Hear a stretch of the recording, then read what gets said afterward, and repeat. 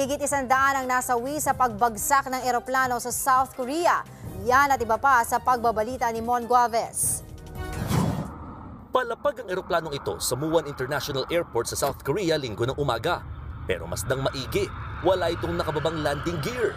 Sumayad na lang ito sa tarmac hanggang sa tumama sa isang pader at sumabog.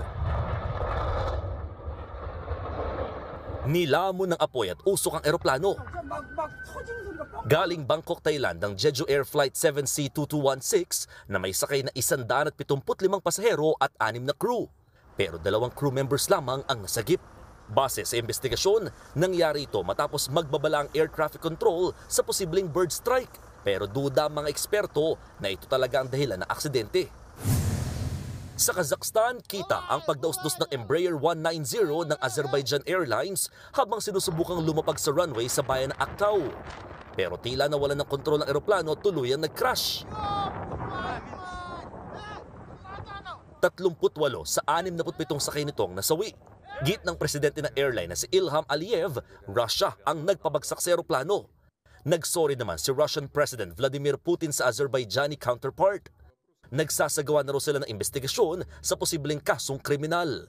Pero hindi nito kinumpirma kung mga sundalo nga nila ang nagpabagsak sa eroplano. Sa Amerika, libo-libong flights ang na-delay dahil sa 10 buhawi na tumama sa Southeast Coast. Ayon sa ulat, higit 7,000 flights ang na-delay habang 200 ang nakansela. Isa naman ang naiulat na nasawi at 4 ang sugatan.